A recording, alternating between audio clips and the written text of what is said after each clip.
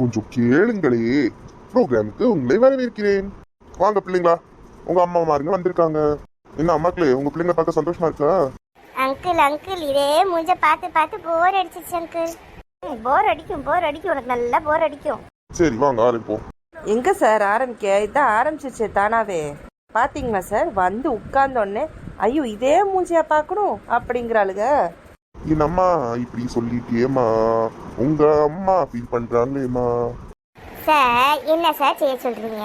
வெளியில போகாத, இங்க போகாத, அங்க போகாத, டிவி பார்க்காத, மொபைல் பார்க்காத. ஐயோ காலையில இருந்து நைட் வரைக்கும் எவ்வளவு ரெஸ்ட்ரிக்ஷன்ஸ் தெரியுமா சார்? லீவு ஏன்டா விடுறாங்கன்னு இருக்கு சார் ஸ்கூலுக்கு. சார் மொபைல் பார்க்காதன்னு சொல்றது தப்பா? அப்படி மட்டும் பார்க்காம இருக்காங்களாக்கோ? ஒழிச்சுக்கிட்டு மொபைலை எடுத்துக்கொண்டு போய் பார்க்க தான் செய்யறாளுங்க. சார் கேளுங்க சார், எங்க அம்மா எப்ப பார்த்தாலும் நானே வீடியோ போட பண்ணிட்டு இப்படி அப்படி உட்காந்து போனை பார்த்துட்டு இருக்காங்க. அவங்க மட்டும் பண்ணலாமா, நாங்க மட்டும் ஏன் போன் எடுக்க கூடாதா? சார் நான் போன் பார்க்க தான் செய்யறேன், வீடியோ போடுறதுக்கு எடுக்க தான் செய்யறேன், இல்லைன்னு சொல்லல. ஆனா அதுக்கு எனக்கு வயசு இருக்கு, அவளுக்கு இன்னும் இப்பதான் வயசு. அவங்க சேனலுக்கு ஒத்த சப்ஸ்கிரைபர் கூட இல்ல சார், அதான் இருக்கிறதுல ஹைலைட். எப்படி சொந்த அம்மாவை கேவலப்படுத்துறா பாத்தீங்களா சார்? ஏன் நீங்க மட்டும் உங்க ஃப்ரெண்ட்ஸ் மாதிரி கேவலப்படுத்துறது இல்லையா?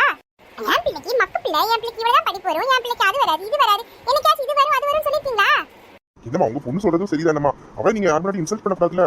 அப்படியாச்சும் அவ படிப்பான் தானே சார்? அப்படி இருந்தாலும் அவ படிக்க மாட்டேங்கிறாளே.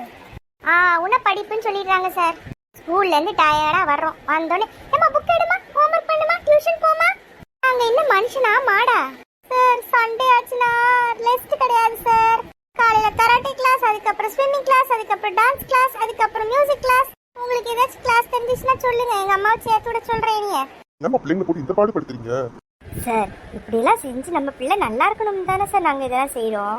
இன்னொன்னு போய் எவ்வளவு ஃபீஸ் கட்ட வேண்டியது இருக்கு, அது தெரியுமா உங்களுக்கு? நாங்க என்ன கட்ட சொன்னோமா ஃபீஸ்? இதெல்லாம் அவங்க இன்ட்ரெஸ்டுக்காக அனுப்புறாங்கன்னு நினைச்சிட்டீங்களா? இல்ல இல்ல இல்ல, இந்த தப்பான எண்ணத்தை வளர்த்துக்கிடாதீங்க. எங்க அப்பாவோட அக்கா பொண்ணு அவங்க பிள்ளைங்களை அப்படி அனுப்பிச்சு விடுறாங்களாம். அதனால ஒரு போட்டி, ஒரு பொறாமை, அதுல நம்மள அனுப்பிச்சு விடுறாங்க.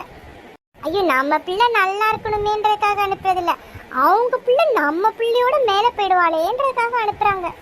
சரி இதுல என்ன தப்பு இருக்கு? என் பிள்ளை நல்லா இருக்கணும்னு நான் நினைக்கிறேன். நீங்க உங்க பிள்ளை நினைக்கிறது சரிதான், ஆனா அவளுக்குன்னு கொஞ்சம் டைம் கொடுக்கணும்ல. நீங்க அவ்வளவு மேல ஃபுல்லா நீங்க பர்டனா பண்ணிட்டு இருந்தீங்கன்னா அந்த பிள்ளை பாவம் இல்லையா? சார் அவங்க வீட்லயாச்சும் சண்டே அனுப்பிச்சு விட்றாங்க சார். சார் வெக்கேஷனுக்கு உங்க பிள்ளைங்களை எங்கேயாச்சும் கூட்டிட்டு போனீங்களா இல்லையா? ஆமாமா, என் பிள்ளைங்களை நான் ஊட்டிக்கு கூட்டிட்டு போனேன். உங்க அம்மா கிட்ட கேளுங்க இனி எங்க கூட்டிட்டு போனாங்கன்னு. எங்கம்மா கூட்டிட்டு போனீங்க உங்க பிள்ளைய? எங்கேயும் கூட்டிட்டு போல சார். ஏமா பிள்ளைங்களுக்கு அந்த 1 மந்த் லீவ்ல எங்கேயாச்சும் ஆசையா இருக்கும்ல, கூட்டிட்டு போயிருக்கலாம்ல. 1 மந்த் லீவா? யாருக்கு? எனக்கா?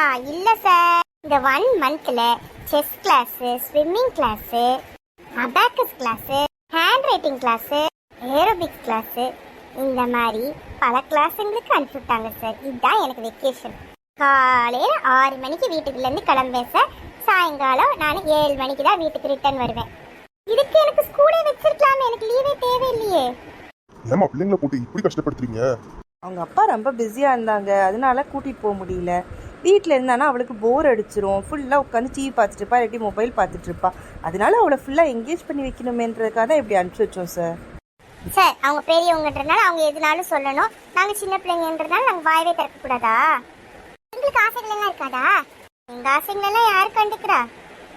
கேட்கறதெல்லாம் வாங்கி தரோம் சார், கேட்கறதுக்கு மேலேயே வாங்கி தரோம் சார். சார் ஸ்கூல் ஆரம்பிச்சிச்சுன்னா யூனிகார்ன் பேக் வேணும், யூனிகார்ன் லஞ்ச் பேக் வேணும், யூனிகார்ன் பவுச் வேணும், யூனிகார்ன் பென்சில் பாக்ஸ் வேணும், யூனிகார்ன் வாட்டர் பாட்டில் வேணும், எல்லாம் யூனிகார்ன்ல வேணும் சார். அவங்க கேட்கறதெல்லாம் செய்யறோம்ல சார் நாங்க. அது உங்க டியூட்டி, அதனால நீங்க செய்றீங்க சார். நாங்க வேணும்னா எங்களுக்கு பிடிச்சத வாங்கிட்டு அவங்க கேட்டது வாங்கி தராம இருக்கலாம்ல சார். இப்படி மட்டும் பண்ணோம் இங்க சாப்பிட மாட்டாளுங்க, தூக்கி போடுவாளுங்க, என்னென்னலாம் அநியாயம் பண்ணுவாங்கங்கிறீங்க சார். அவங்க பேச நம்பிடாதீங்க சார். வாங்கி தர்றேன்ற பேர்ல எவ்வளவு கெஞ்ச வைப்பாங்க தெரியுமா?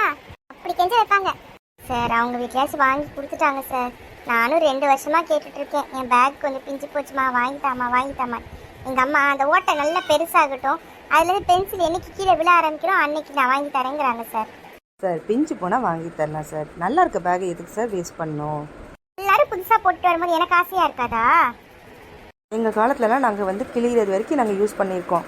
அது உங்க காலம் சார். நீங்க டென்ஷன் ஆச்சுன்னா என்ன சார் பண்ணுவீங்க?